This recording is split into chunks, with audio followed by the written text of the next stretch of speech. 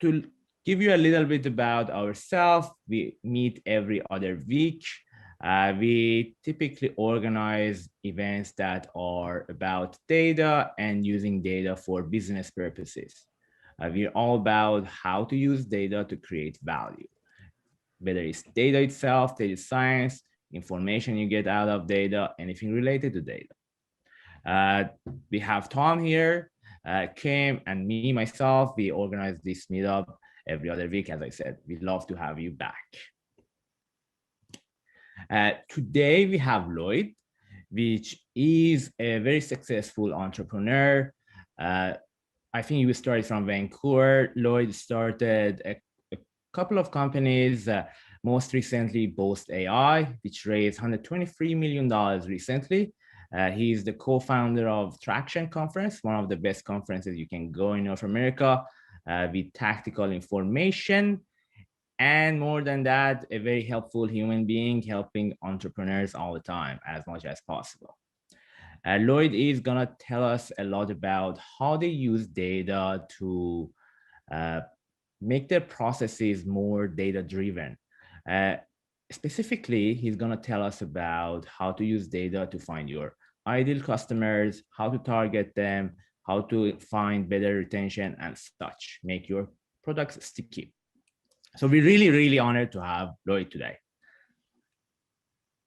And so that you know, before you leave at the end of the session, I thought we make the announcements at the beginning. Boast.AI is hiring crazy today.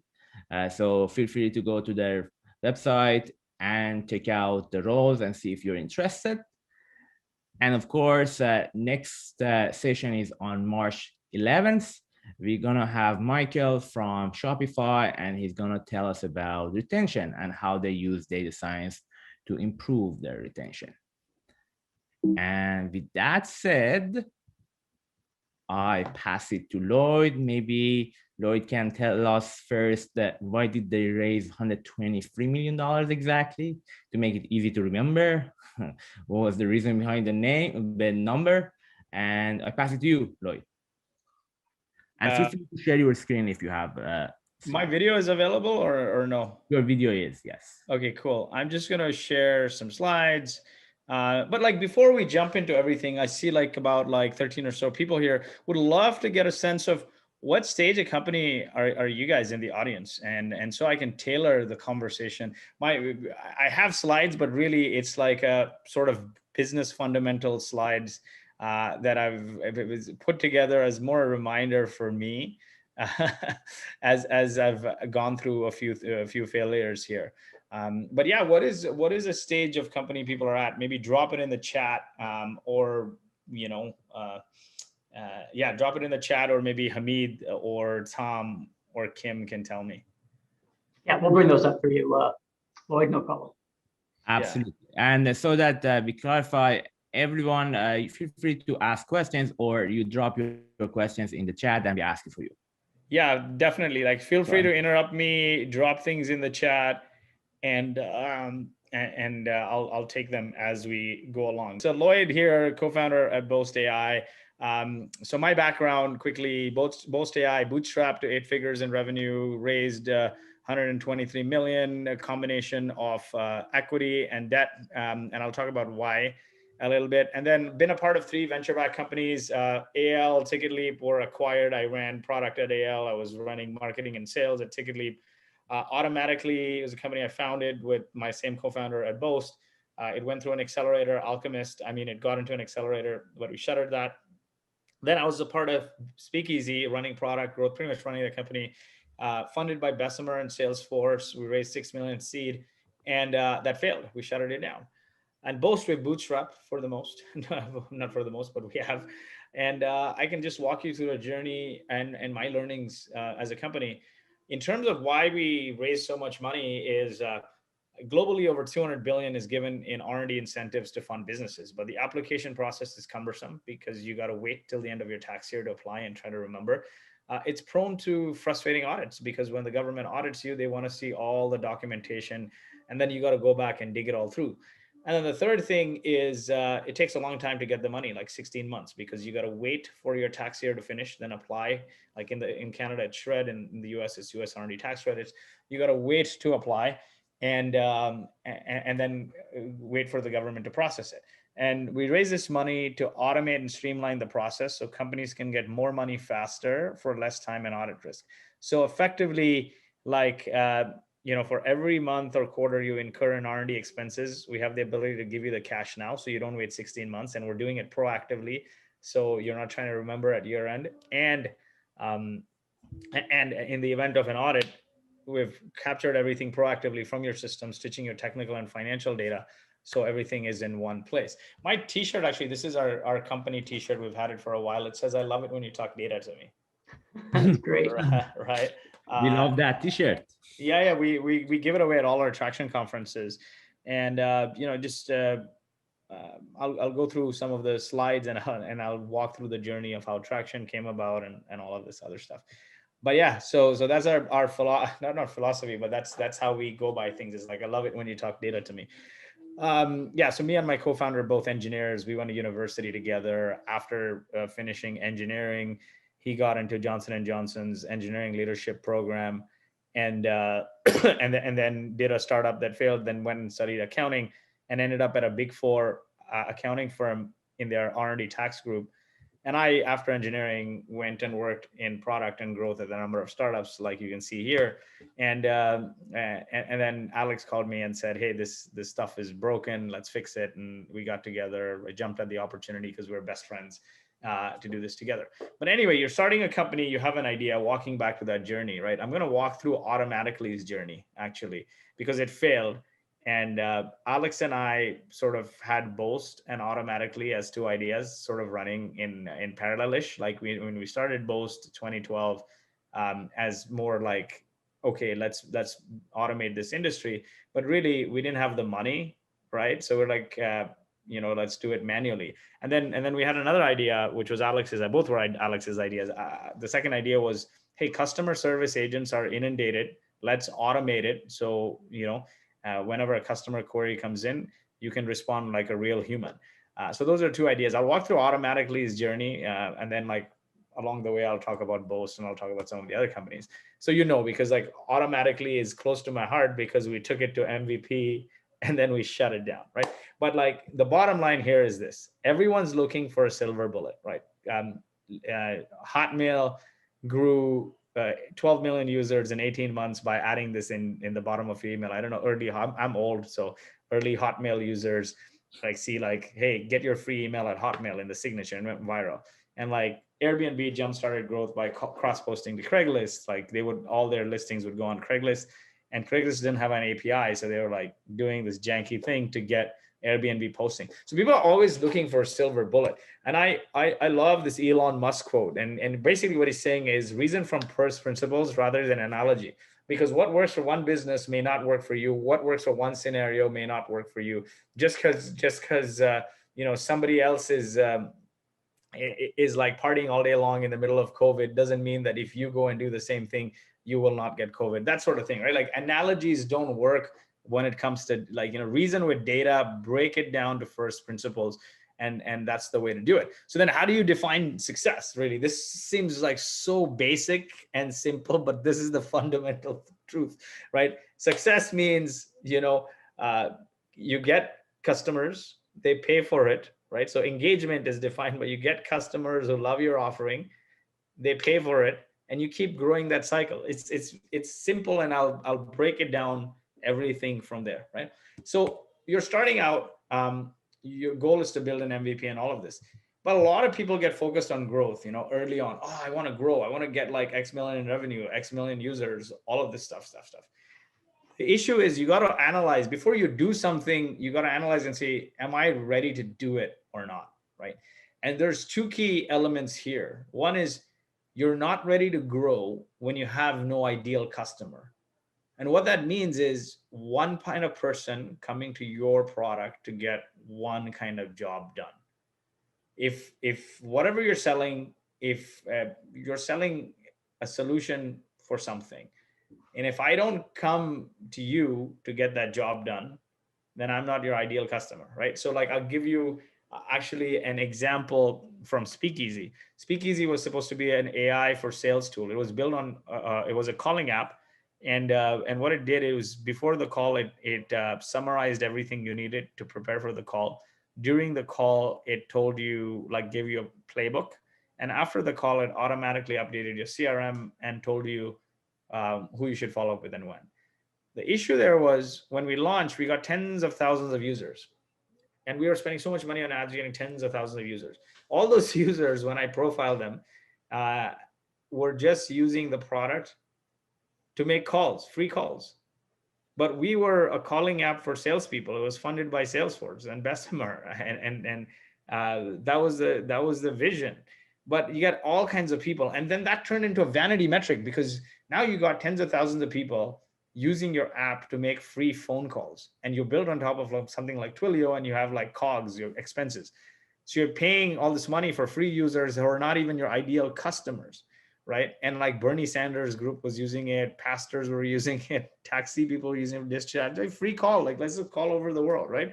Kind of thing. And that was a lesson. And the exec team was like, oh no, you can't shut them down, because you know what, the metrics look good. Remember something: build a company to serve a mission for a customer, right? Like who is your customer? What is the value you're bringing to them? If you're building a company to some vanity metric, and vanity metric is I raised funding, is vanity metric.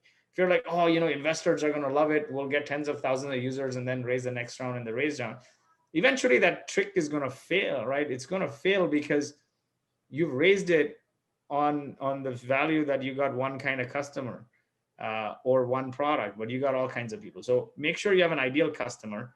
So one kind of customer coming to your product to get a specific kind of job. And the second thing is you have poor retention. People don't keep coming back to your product anytime they want to get that job done. Those are like the two fundamental things. And I've been giving this presentation for a very long time. It's like the fundamentals of business haven't changed, right? So then, okay, so let's say you have that. So what do you do, right? Like, okay, my philosophy always is, let's set an aggressive goal, because if you don't have a goal, you can't work backwards from it. It can't just be like some like, okay, let's just go along and go along and go along. And right, it has to be a concrete goal. I want to get X pilots by this month. And when you do those kinds of things, what it does is it creates a data-driven discipline. I need to get to 250,000 in revenue in 3 months. It's a very aggressive number. What do I need to have in place? How many calls I need to make? How many ads I need to run? What do I need to do in SEO? Like, you got to do a whole bunch of things, look at the data, and then work backwards from it for today. And then you got to say, okay, you know what? How am I going to grow this step over step over step each day to get to that number, right? So setting goals is the most important thing, making sure it's concrete, right? Like, what is the objective? What is the key result? Like, I want to get to 250,000 revenue. It's like, write it on the wall, stare at it every day, and your action should be, every action you take should be like, is it going to improve this goal? If it's not, don't do it. And when you're starting out, you just have one probably goal, right? Immediately. When you're scaling and whatnot, you have like so many goals. Each department has their own objective and key result, right? The second thing, and I can't stress this enough, and I try to say this with the Speakeasy incident that blew through $6 million and had all kinds of customers using it, and like, start by serving one audience exceptionally well with one product or one service. Focus is the most important thing for founders.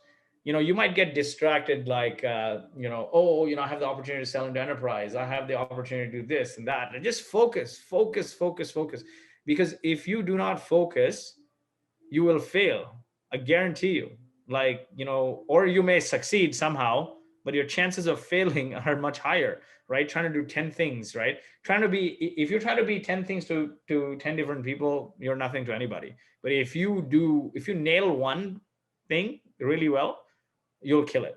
So I'll give you how I meant to embed it in here, but I was super busy. So I'm going to walk through how I've done it. Like, I'm just going to pull an example here. Okay, give me a second. You guys have some time, right? Yes, we have like say, just me check my time. we have like next 20 minutes for going through your presentation, then questions, Yeah. and hopefully we'll be. Hope is not a sales strategy, my man. I'm just joking. I'm trying to find, this is a stupid joke, but like I know it is a my technical strategy. yeah. Okay, cool. So let me find this thing. I always have. Yeah. Okay. So this is. I'm gonna try to make this large, and so I'll give you an example here. How we focused. How we screwed up. So I gave you the Speakeasy example. All kinds of people doing all kinds of things, and then what ended up happening at Speakeasy. This was 2015, December 2015. I told the board and the other founders that, dude, we gotta make this product paid. We can't make it free. And everyone was flipping out. All the metrics are going to go to a chart. Everyone's going to cancel. I'm like, 100% everyone's going to cancel. But the people that stick around are going to be people who really care about your product. So we made it paid $10 a month. 300 people stuck around. They were all salespeople. And that was a very, very awesome thing we did. And then everything we built was for those salespeople. And we started targeting them appropriately, because look at it focused, right?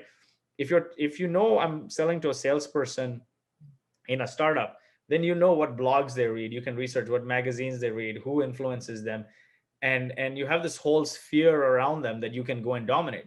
But if your target market is also like a salesperson in a SaaS startup versus a salesperson in a large enterprise versus a salesperson in a retail store, how are you going to get? It just becomes very hard to dominate that one person's mind share. So anyway, we made that expensive lesson learning kind of thing because there's multiple forces, and eventually the company ran out of money, and because of no focus, we ran out of money and didn't have enough traction to raise the next round of funding, right? And so focus is very, very, very important. And I took 2 months break and then came back to Boast 2017. We rebranded Boast from Boast Capital to Boast.AI, focused on building software to automate R&D tax credits, and then grew from that day. We launched at SaaStr and 4 to 8 figures in revenue, and then finally raised when we were not looking to raise. I'll share that story later. But I'm going to just give you an example from Automatically. This is what we did, and I'll tell you how we failed because of no focus. Or we thought we had focus, but we didn't. So Automatically, the premise was customer service agents are inundated. What if you could build a bot that responded like a real human, right? Great.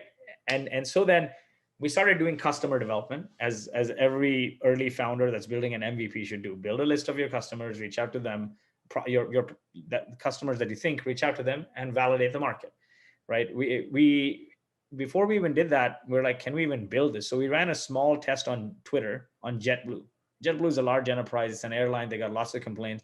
And we saw that we could create responses like a real human, right? Like, boom. So we're like, oh my God, this is 90% accuracy. Let me go. So the first segments we picked were like customer service in the enterprise technology world and customer service in the CPG world, right? So what I typically do is I write 3 things here. And you can use a CRM like HubSpot is free, or even Google Sheets is fine.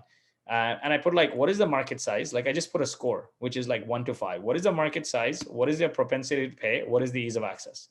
So it's like, okay, market size for enterprise tech, SaaS tech at that time was like, I just guessed, right? Hypothesis 3, CPG, like we know all the companies from like Pepsi to JetBlue, propensity to pay, both can pay. And then maybe it should have been 5. And then ease of access, it's easier to get into technology companies than it is to get into CPG. So I mined 1,000 contacts from I used a tool like Mechanical Turk. Today there's a lot of other tools. Like a Mechanical Turk is cheap. I didn't have money. We didn't have money. Mechanical Turk is like you put a script on Amazon, Mechanical Turk, and you go to sleep and you say this is the kind of person you want, and there all these workers from third world countries, I guess that build this list for you. So when you wake up, it's done, right? And it's funny, through that exercise, I met our data miner who's been working with us now since 2014, right? He's been working with us. He's based in India, and he did such a good job. But then he also emailed me. I don't know how he found of course he was mining emails. So he found my email. He's like, why don't I just work with you directly to do this? So great. We struck up a relationship and we still work together since 6 years. Anyway, so came up with 1,000 contacts each. And you got to, like, when I say reasoning with data, you got to email them, right? You can use a tool like Mixmax, Mailshake. What else? I think it's Streak. There's a bunch of tools to do mail merge, meaning you send one personalized. Yeah. You send one personalized email, 2-3 days later, you send it again. You can personalize it, and the burden is not doing it one by one. So I created a message saying this: hey, I'm a founder, I'm an entrepreneur looking to automate the frustrations of customer service agents. I'm not looking to sell you anything, but you're an expert in the space. Do you think you can make 15 minutes for a call for some advice? And I would just monitor how many of them like clicked and converted, right? Like how many people would respond. And like for every, like, it was very low on the CPG side. It was a little higher on the enterprise tech side.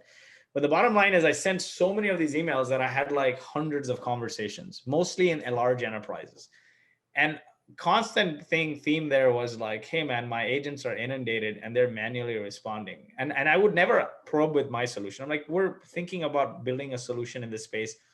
Have you ever been in a situation where your agents are overwhelmed and they're getting so many queries that they can't respond, and it goes to the next day, then people like ping your company's CEO and abuse, and it's like, this happens every day, right?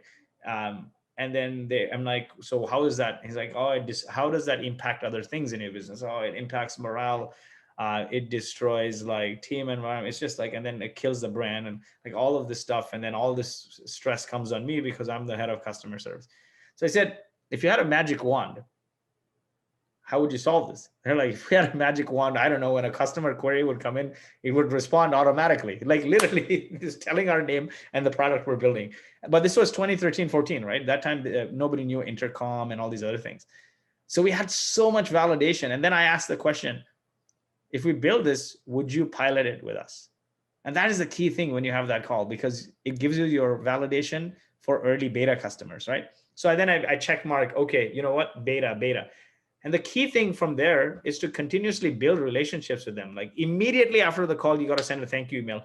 Like run it like sales. Like, hey, Hamid, thanks for giving me 15 minutes of your time. This is what I learned from your call, and this is what we're going to build. I'll send you an update when we're closer to a beta. And then like every time there's a progress, like Kickstarter, I send an email to them. It just keeps good hygiene. Because what happens is if you did these pilot calls, these sort of customer validation calls today, and it's February 23rd or 24th, and you don't email them till you build your MVP 2 months later, they're going to forget you. So like immediately what I do is thank them, add them on LinkedIn, follow them on Twitter, maybe, and then send them a recap email right away. So it's like, okay, we've sort of like, you know, I care, I'm thankful to them. And then I like try to socialize with their LinkedIn posts and Twitter posts and whatnot. So we stay in touch. And then every few weeks, give a quick update, right? If you can afford, you don't also send them like something, I don't know, right? But But I really love. Sorry for interrupting you.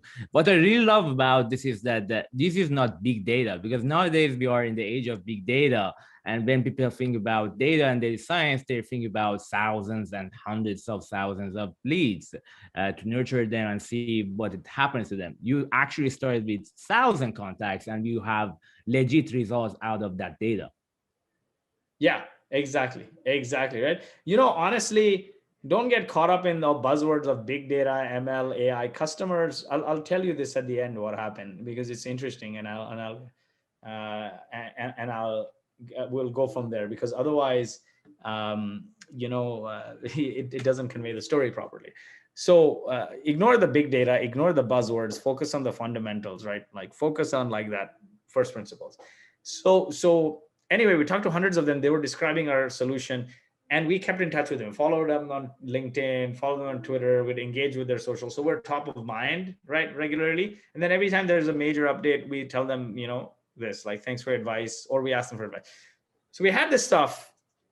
And then at the end of that exercise, what happened was we're building what we're not going to build a customer service solution. We wanted to build one app to on top of their customer service solution that could respond like a real human, because it would be stupid. Like your goal with what is an MVP? It's the one feature thing that gets that use case, right?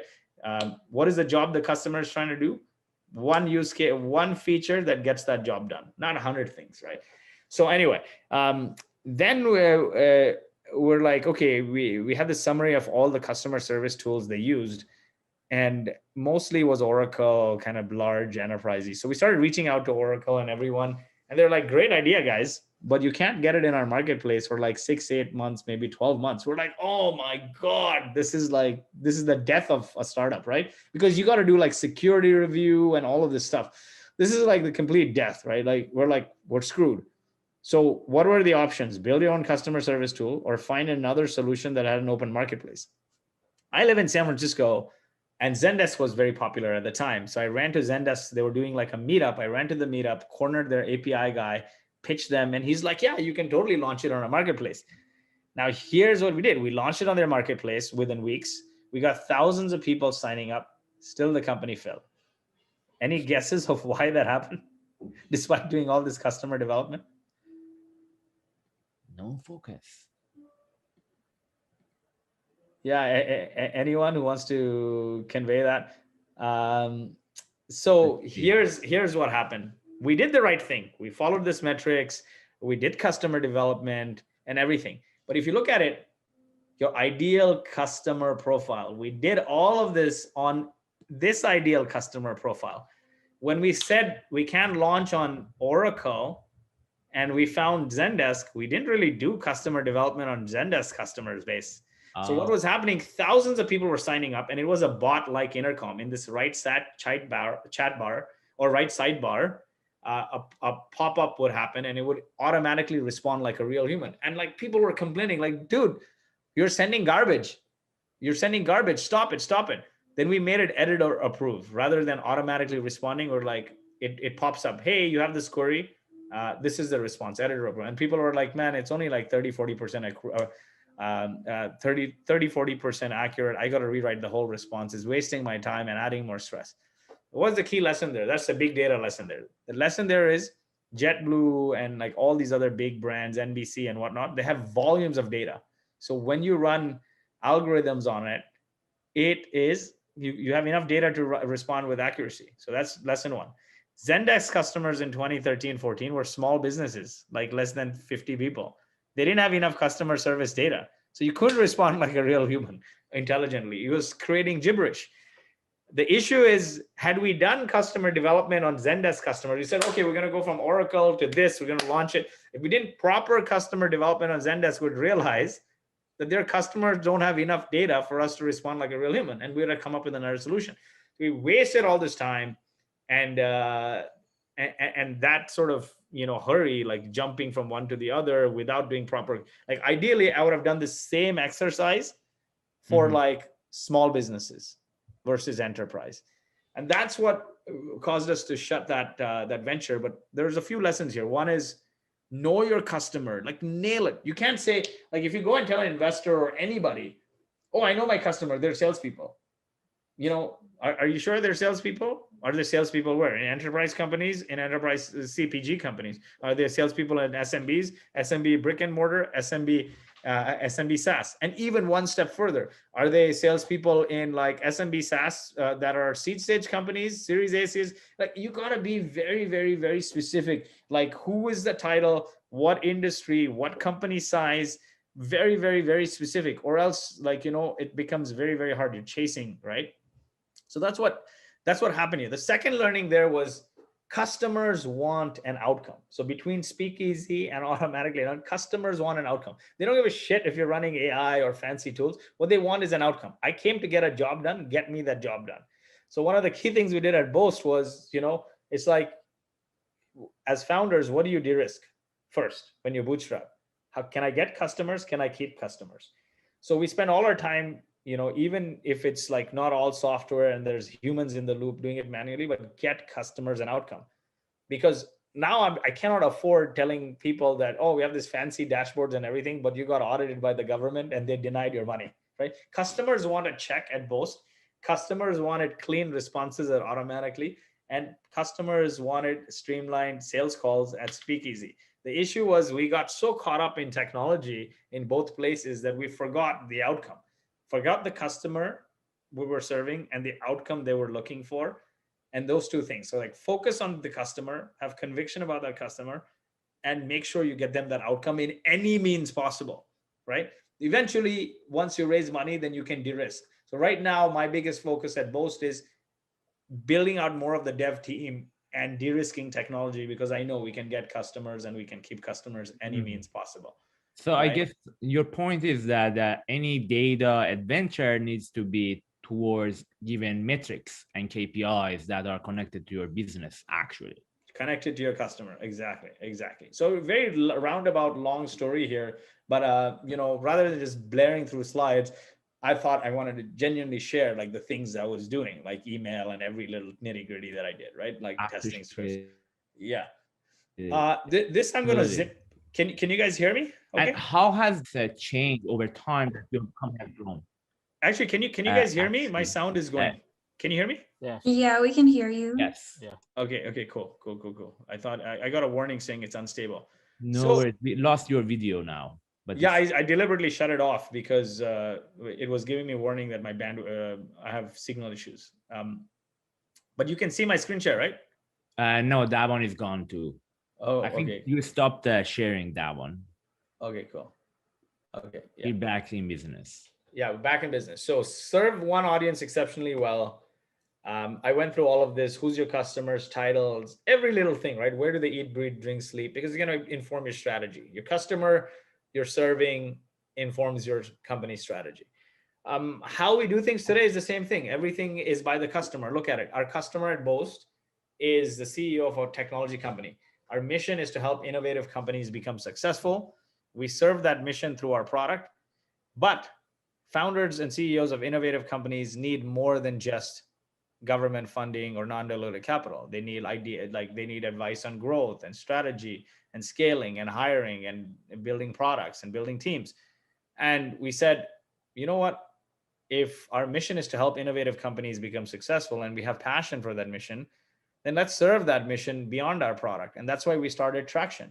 So Traction is a nonprofit community, and we've got 95,000 subscribers or so.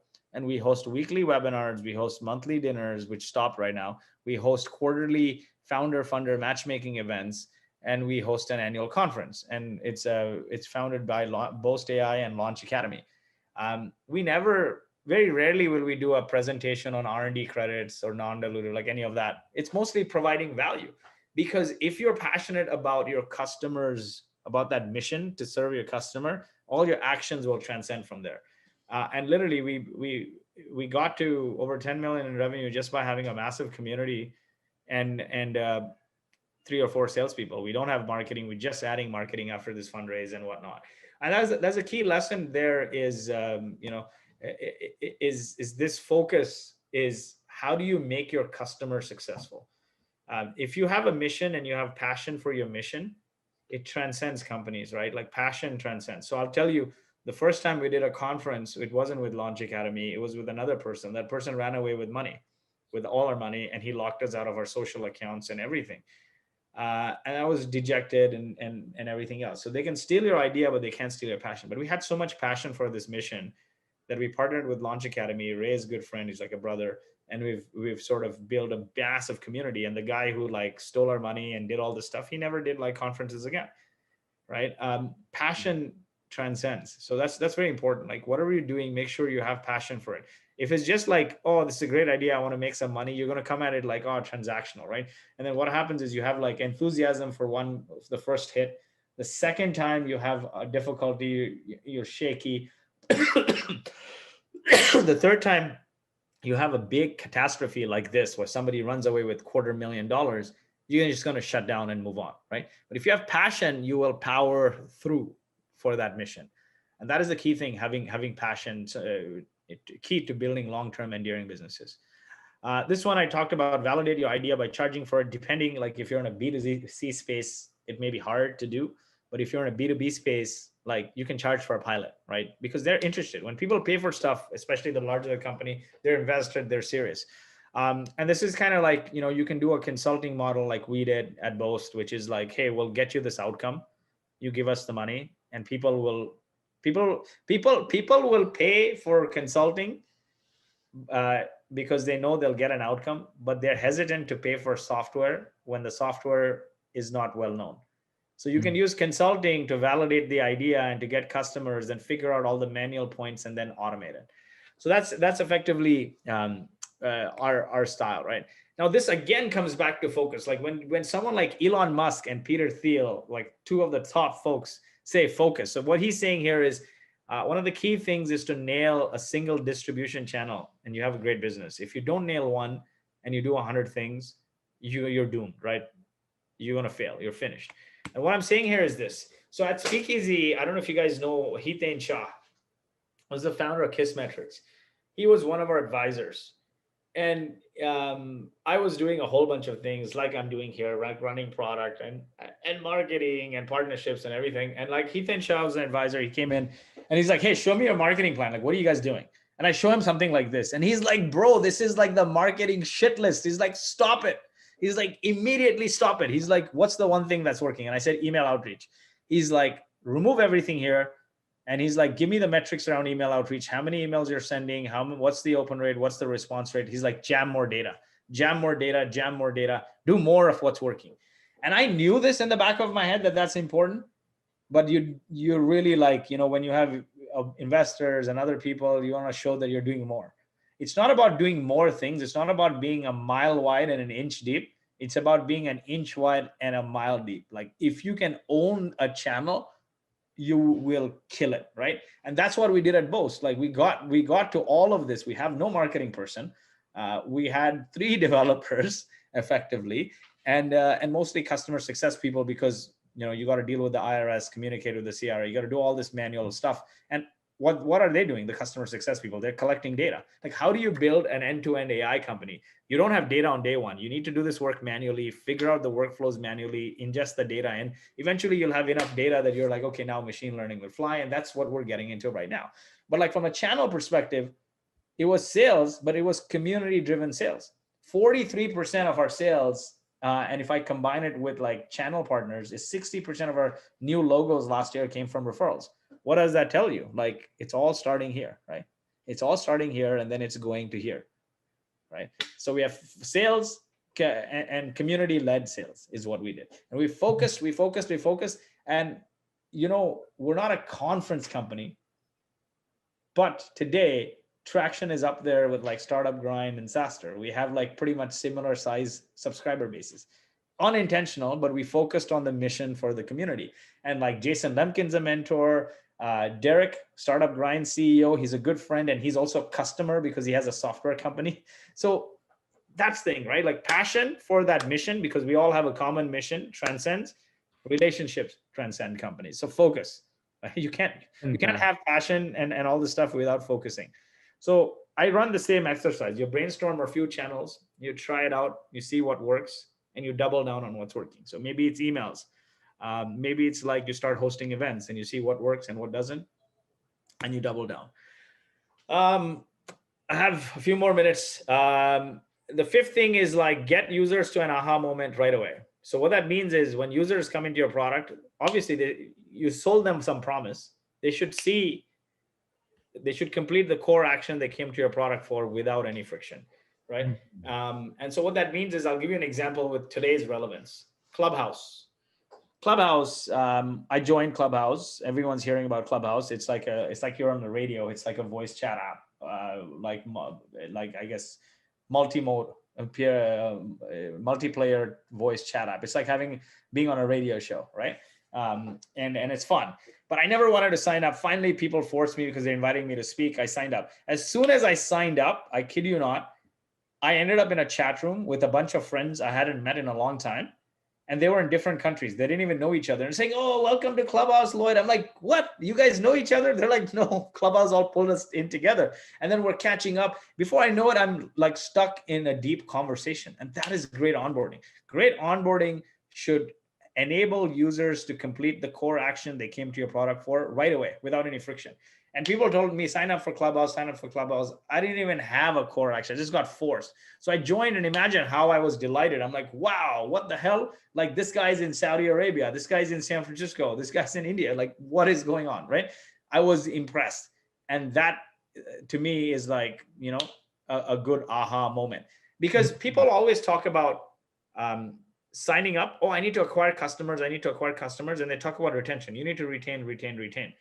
But between signing up and becoming a long-term retained customer is onboarding. Onboarding is a key step. Like, for example, if you invite people at your door and they come into your house and it's all garbage in your house, they're not going to stay. They're going to leave, right? And nobody's there to greet them. And like they come in and there's a pile of trash there. They're like, forget this, I'm out, right? It's the same thing. Your product is your house, and your onboarding, your front end and your onboarding is a key, right, to building that relationship with them. It's a welcome. So you got to like really wow them, right? I gave some old examples here. Like I said, this is very old slides of mine. I'm going to make it relevant for the next time. I'm going to just put Clubhouse onboarding there. The third thing is make your product sticky. And this is where data comes into. The more I use your product, the better it gets. The more I use your product, the more I were to leave, I would lose if I were to leave. In the case of AI companies, the more value I can unlock for you, the more data I have, right? I can get you more R&D tax credits. I can get you other financing options for cheaper and whatnot, right? I can unlock more benefits for you the more you use the product, or I would lose a lot if I left. So that's key. Again, old examples. Running out of time, Lloyd. Yeah. Is it a 45-minute or was it an hour? It's an hour. It's an hour, but we want to allocate. Yeah. I'm done. I'm literally done. Give me like 30 seconds. I like that slide though. This one was good. This one, yeah. So this one is like test at every step. Break down your customer journey into people are signing up, people are getting onboarded, people are coming back, they're referring, and they're paying me. And like the quick summary here, this is from Dave McClure's R metrics. But the quick summary here is that you can't say I have shitty retention if 5 people are signing up, right? You can't say I have shitty retention if like nobody is going through the onboarding step, right? Go and figure out statistically significant data. So if 1,000 people are coming to your website and nobody's signing up, something wrong with your landing page, right? Or like the messaging is completely off. If thousands of people are signing up, but nobody is sticking around for more than 30 days or a few weeks, then something wrong here, right? They don't know how to use your product. So those are the things you need to figure out with data. This is the quick summary. Pick an aggressive goal, focus on one type of customer, getting one kind of value, coming over and over again through one channel, and charge for it, and get users to an aha moment right away, and make your product sticky. And the last thing I would tell you is this literally helped us raise money when we weren't raising money. We weren't raising, like as bootstrap founders now, to raise money in the middle of a pandemic. We were able to close 23 million USD or 30 million Canadian, followed by 100 million. And don't focus on funding, focus on building a great product or business or service that people want to use and pay for. The funding will follow. And I kid you not, that is the reality of the situation. Having been at 4 funded companies and failed, and then this one, which is, I would say, on the path to success. Thank you. Fantastic. Learned a lot. So we're now opening up the questions. Anyone who has questions, please feel free to type it in the question part or section, or just ask your question. Hopefully your question will be more towards how to use data and the science, and of course, clarifying any points from Lloyd's presentation. I have a couple of questions to start with, and then we can pass it to everyone else. So you told us about that now that you're bigger and you have more data, you have started to look at machine learning for your data problems. Has the ownership of data and the data science changed over time in your company, or is the same type, same person, same role, same function? So the way I look at product teams is this. We dragged things along with a very small team. Fundamentally, for any human, everything is a human problem, right? Like if you look at it, the mark of a leader, or the job of a leader, is to build, inspire, and motivate a team to deliver.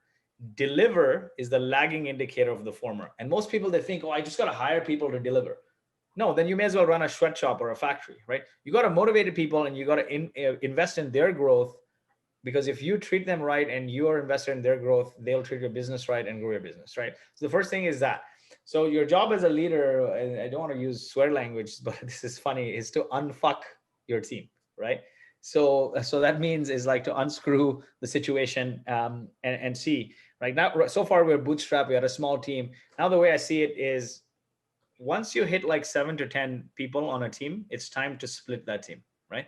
So the way you would look at it is like, we have a core product that is automating R&D tax credits, and it's enabling our CS team to file R&D tax credits. But now it's like, okay, we also have customers who engage with the product. If we focus, again, same thing, right? You could keep doing customer validation again. Do we need a product for customers to log in? We do, but it's very basic. They only see updates, and customers like, I want to check, I don't want to log in. I want to check, I don't want to log in. If you make me log in, that means something's wrong. I'm not getting my money. Why is Boast asking me to log in? Am I not going to get my money?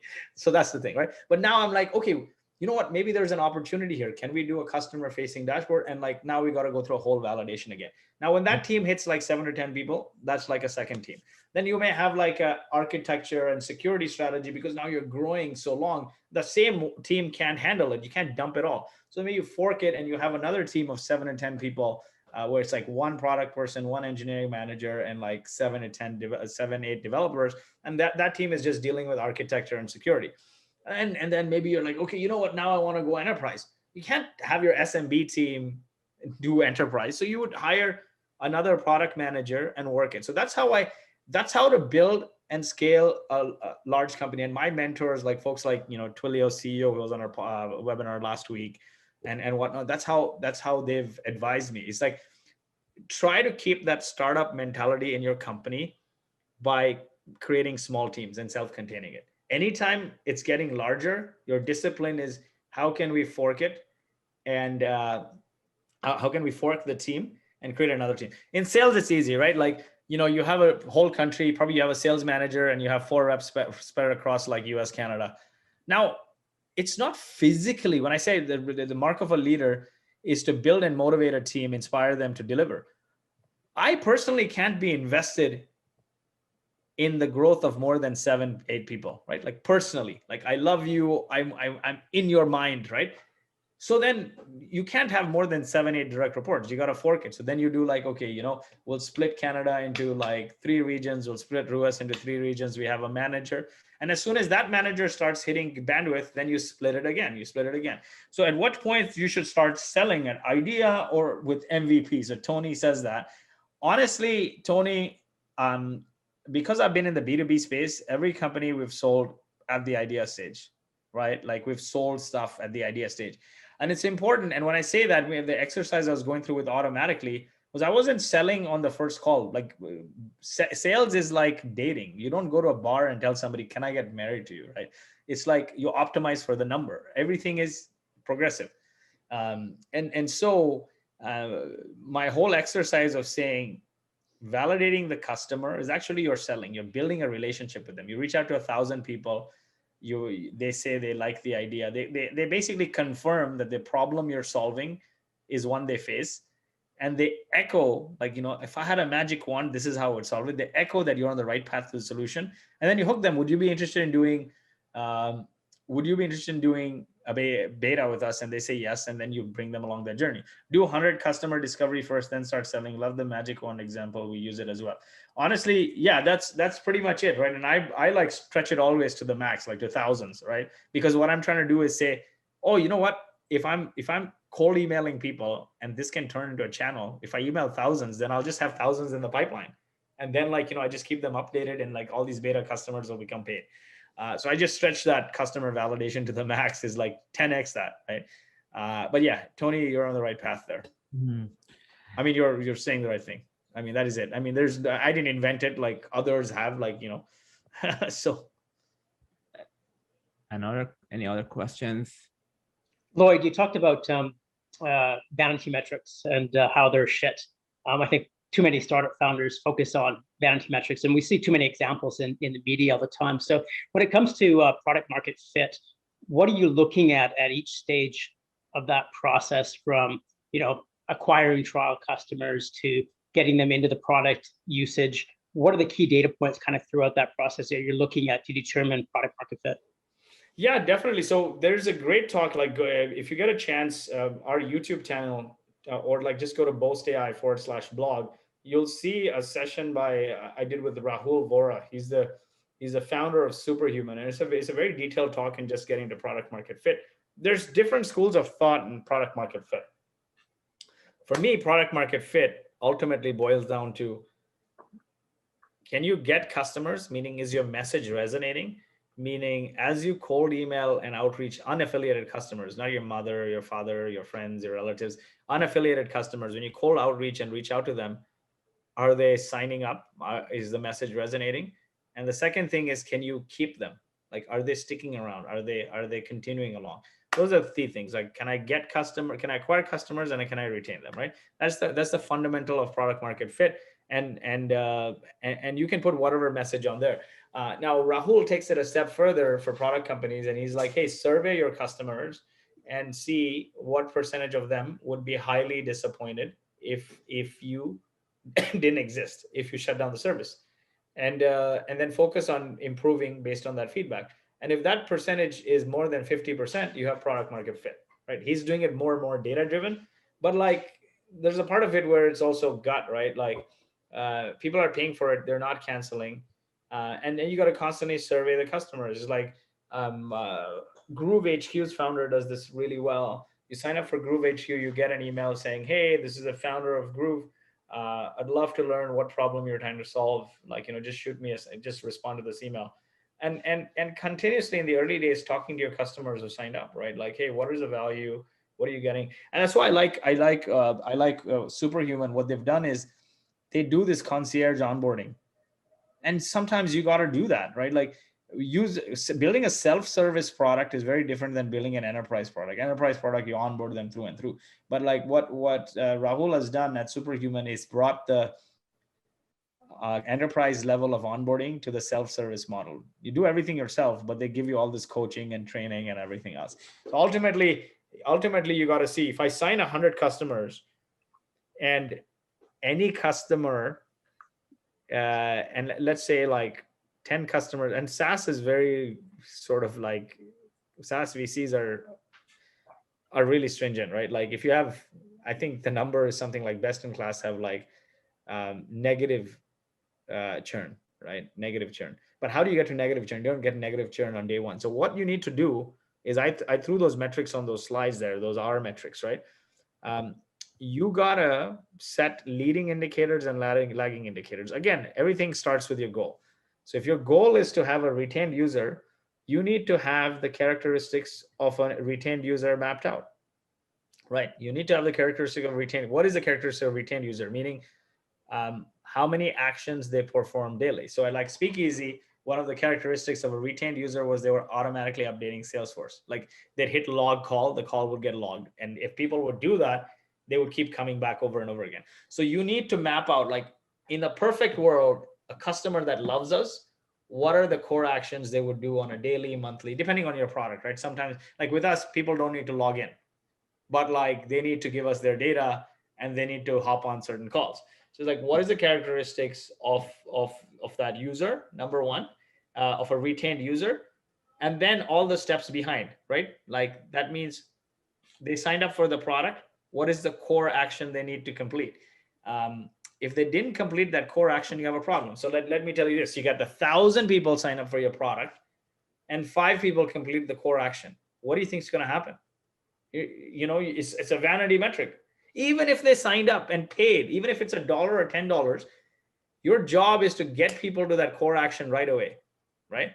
But if somebody paid $5 for your product, I'll tell you, like, there's a product I paid for, and it's so cheap that I forget to cancel it, but I don't use it. I kid you not, like, I've just been busy doing so many things as a founder, heads in different places. But as soon as the team spreads out, the first thing I'm going to do, because I'm going to say, I want to cancel that product, but I know I have back-to-back calls and I'm going to forget. And it's so cheap. But what will I do the first thing that I have some bandwidth? I'm going to look through my spend and cancel the shit that I don't use, right? So that is the key thing, is like, your job is not to sell customers. Your job is to deliver customers an outcome. If customers are not getting an outcome, you got to see, like, work backwards from the outcome. Is what are the steps they need to take in your product to get to that outcome? And that is a key thing. A long roundabout answer, but like, work from the characteristics of a retained user and work it back all the way to, like, what needs to happen at each step, what actions they need to take to be retained, and what actions they need to take to get onboarded. If you sign a customer and you don't have great onboarding, then freaking call them, say, like, email them, hey, our first step is to get on a call to walk you through onboarding, and handhold them like Superhuman does. But do not say somebody's going to sign up and then hope they become retained. That is the recipe to get doomed, because then you'll show, like, I got thousands of signups, but like 5 people onboarded. And if 5 people onboarded, then chances are you fail. Okay, I'm going to stop there. We top at the hour here. Thank you so much. It's always great listening to you, Lloyd. I think we're running out of time. So everyone, thanks so much for joining us today. Just to remind you, you can go to, Boast.AI's website and get familiar with the openings they have. And of course, we hope to see you again on March 11th. We're going to have Michael from Shopify, and he's going to tell us about retention, maybe a follow-up to the conversation we had here. Thanks so much again for joining us, and thanks, Lloyd.